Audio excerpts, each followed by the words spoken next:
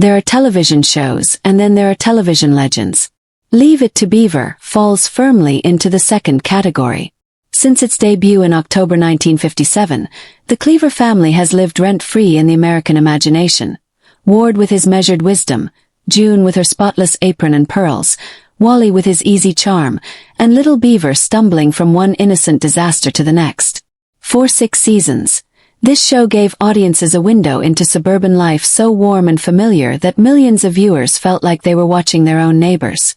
But here's the thing about legends. They always have secrets. Behind the laugh tracks, the picket fences, and the perfectly scripted life lessons, Leave It to Beaver was hiding surprises, controversies, and human stories that never made it onto the screen. Today we're pulling back the curtain. These are 20 weird, surprising, and little-known facts about one of America's most beloved classic sitcoms. Stay with us because some of these will genuinely change the way you see the show. When Leave It to Beaver premiered, Jerry Mathers was 9 years old and Tony Dow, who played Big Brother Wally, was 12. Unlike most sitcoms that kept their child characters frozen in time through clever writing and camera tricks, this show let its kids actually grow up. Season by season, viewers watched Jerry's voice deepen, Tony's shoulders broaden, and both boys transform from kids into young men. It wasn't manufactured nostalgia. It was genuine, unscripted change happening in front of the camera. By the time the final episode aired in 1963, Beaver was a teenager and Wally was college-bound. That rare authenticity made the Cleaver household feel less like a TV set and more like a real home down the street. Here is something that sounds absurd by today's standards. In 1957, showing a toilet on screen was considered scandalous. In the second episode of Season 1, Beaver and Wally secretly purchased a baby alligator through the mail, because of course they did, and when the little reptile became a problem, the boys decided to hide it in the bathroom toilet tank. Network censors were outraged. Not at the alligator, but at the presence of a visible commode on a family program. The episode, originally planned as the series premiere, had to be pushed back while producers negotiated with network standards. Their eventual compromise was unusual but creative. The episode aired with only the top of the toilet tank visible. The bowl itself never appeared on screen. It was a tiny concession, but it quietly made history, as Leave It to Beaver became one of the first American sitcoms to show a bathroom at all.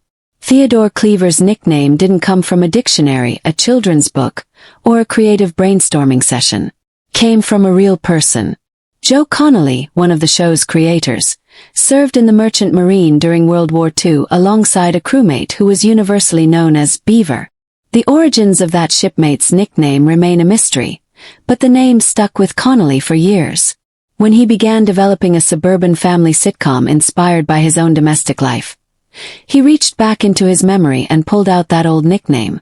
It fit the character perfectly. A cheerful, energetic, slightly reckless young boy who always meant well even when everything went sideways. Theodore Cleaver became Beaver Cleaver, and television gained one of its most iconic character names in history, all because of an anonymous sailor on a wartime ship. Television production in the early 1960s was famously tight-budgeted. Most half-hour family comedies were filmed quickly and cheaply. So when reports emerged that the Season 4 episode In the Soup had a production cost of roughly $40,000, Hollywood raised its eyebrows. That sum was extraordinary for the time, comparable to purchasing 3 average American homes. What made it even more remarkable was where the money went. There were no explosions, no elaborate location shoots, no guest stars flown in from Broadway. The budget was spent on meticulous camera work, careful set construction, and patient, detail-obsessed editing. The producers believed a great story deserved great craft. Audiences agreed. When the episode aired, it was praised as some of the finest work the show ever produced, proving that investment in quality storytelling, not spectacle, is what leaves a lasting impression. Hugh Beaumont, the man who brought Ward Cleaver to life, wasn't simply acting calm, thoughtful, and morally grounded. He actually was those things. Before his television career took hold, Beaumont had studied theology and was a licensed Methodist minister. He originally intended to devote his life to the church, only stumbling into acting as a way to fund his seminary studies. Once Hollywood found him, however, a genuine conflict arose between two very different callings. He eventually leaned into acting but never abandoned his faith. Throughout the run of Leave It to Beaver, Beaumont quietly continued to preach at small congregations, preferring that people think of him as a man of God rather than a celebrity. The wisdom and moral steadiness he brought toward Cleaver wasn't a performance. It was the real man showing up to work. For the first half of the series, Larry Mondello was one of Beaver's closest companions, a cheerful, round-faced kid with a talent for getting them both into trouble. Then, somewhere around 1960, he simply stopped appearing. No farewell episode, no explanation, no dramatic exit. He was just gone. The real story, like most real stories, has multiple layers. Actor Rusty Stevens later said he wanted to step away from the industry to experience a normal childhood. Barbara Billingsley suggested the production team had difficulties managing the involvement of Stevens' mother in his career decisions. Other accounts indicate the family relocated away from California, making continued filming impractical. Whatever the full truth, the result was the same. One of Beaver's best friends quietly faded out of Mayfield, a small human moment tucked into the back pages of television history. Jerry Weil played Judy Hensler, the classroom tattletale audiences loved to dislike. But behind that role was a young girl dealing with something audiences never knew about. At 12 years old, Weil's body was naturally beginning to change, and studio decision-makers decided her developing figure didn't fit the image of a child character. Their solution was to have costumers wrap her chest tightly with tape and bandages before filming. Weil later described the experience as deeply humiliating, something that stripped the joy out of acting and replaced it with shame and discomfort. She left the entertainment industry after the show ended and built a career in real estate, saying the industry had effectively pushed her out. Her story is an uncomfortable reminder that child performers are human beings first and characters second, and that the pressure to fit an image can leave lasting damage. Barbara Billingsley is inseparable from the image of June Cleaver, aproned, poised, pearled. But those famous pearls weren't a costume designer's grand vision for American motherhood. They were Billingsley's personal solution to a technical problem. She had a small hollow in her neck that created unwanted shadows under studio lighting, and she asked the wardrobe department for a string of white pearls to brighten and cover the area. The high heels came later, once her on-screen son started growing faster than she could keep up with. Rather than be towered over by Wally and Beaver, she requested heels to maintain what she described as her graceful presence beside them. Two of the most iconic elements of a beloved television character came not from a stylist's inspiration but from one actress's practical problem-solving. Leave It to Beaver debuted on CBS in the fall of 1957 and was cancelled after a single season. The network acknowledged that audiences liked the show well enough, but executives didn't see enough commercial potential in a gentle, low-drama family comedy about suburban kids. For most television programs, a network cancellation after 1 year is a death sentence. But ABC, sensing an opportunity, picked up the series in 1958 and gave it a second life. Over the next 5 seasons on its new network, Leave It to Beaver grew from a mild curiosity into an American institution. The switch was unusual. Shows rarely survived a cancellation to thrive elsewhere, but it changed television history. Without ABC's intervention, the Cleavers might be a footnote today rather than a cultural landmark. One of the show's most quietly charming behind-the-scenes coincidences involves the Talbot family. Stephen Talbot played Gilbert Bates, one of Beaver's schoolyard friends. Meanwhile, his real-life father, Lyle Talbot, a seasoned Hollywood veteran, appeared on the same show playing Mr. Dennison, the father of Beaver's girlfriend Linda. Father and son worked on the same set, walked the same studio lots, and probably ate lunch at the same craft table, yet their characters existed in completely separate storylines and never shared a scene. Stephen was a kid learning his craft while Lyle brought decades of experience to the production. It's a small, sweet detail that reminds us that behind every fictional family on screen, there were real families making the show happen. Ken Osmond played Eddie Haskell with such committed, slippery charm that the role followed him everywhere. After the show ended, Casting directors couldn't unsee Eddie's smirk, and Osmond found meaningful acting work almost impossible to come by. His response was remarkable. He walked away from Hollywood entirely, grew a mustache to change his appearance, and joined the Los Angeles Police Department. The man who played television's most iconic two-faced troublemaker spent years as a uniformed officer protecting the city. During one pursuit he was shot 3 times. His bulletproof vest saved his life. Eddie Haskell, it turned out, had more courage in him than anyone watching him charm June Cleaver on a Friday night might have guessed. In 1958, mainstream American television was not exactly celebrated for its cultural diversity. Hispanic characters were largely invisible on primetime screens.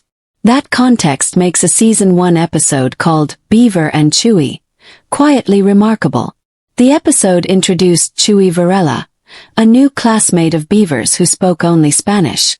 Rather than playing the situation for cheap laughs, the writers used it as a genuine exploration of empathy, patience, and cross-cultural friendship. Beaver works to help Chewy feel welcome, learning that kindness doesn't require a shared language.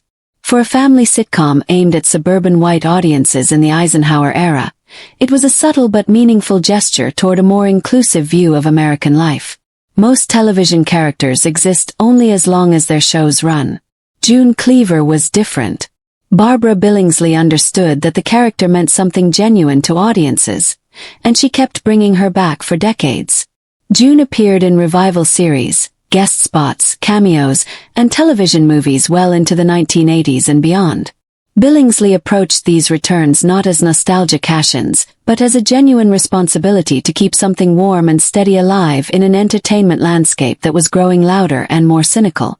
She seemed to understand that June Cleaver wasn't just a role. She was a symbol of steadiness that audiences returned to the way you return to a favorite book. For a show set in a perfectly pleasant suburb, Leave It to Beaver had a surprisingly honest relationship with real-world difficulty. One episode carefully addressed alcoholism through a house painter named Andy, never showing anything explicit but making the situation unmistakably clear and using it as a genuine teaching moment for Beaver and, by extension, young viewers. Another episode introduced a friend of Beaver's with divorced parents, treating the subject not as scandal but as simple reality. One more way that family life could look a little different from house to house. These moments weren't preached or sensationalized. They were woven into the fabric of ordinary storytelling, which made them more powerful than any headline-grabbing plotline could have been. Jerry Mathers showed up to his audition for Leave It to Beaver, in full Cub Scout uniform. He had a meeting to get to afterward and had simply come dressed for his afternoon. Most casting directors would have found this distracting. Bob Mosher, one of the show's creators, found it perfect. Here was a child who cared more about his scout troop than about landing a television role. Mosher told Jerry to go enjoy his meeting and assured him it wouldn't hurt his chances. Didn't. That authentic indifference to the spotlight was precisely what the show needed.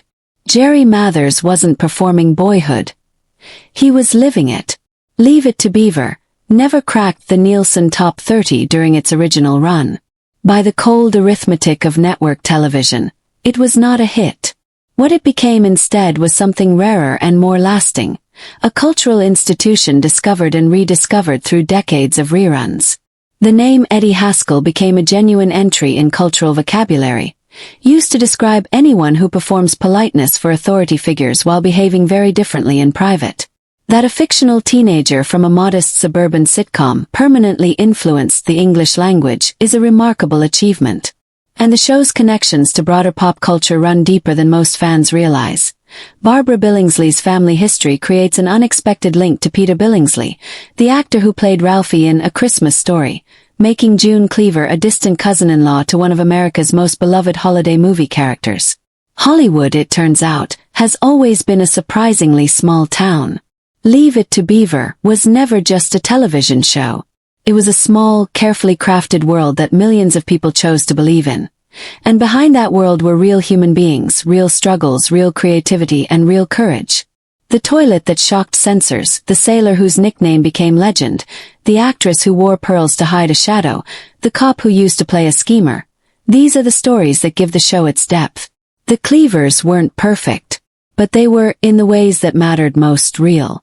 And that's why, more than 60 years later, we're still talking about them.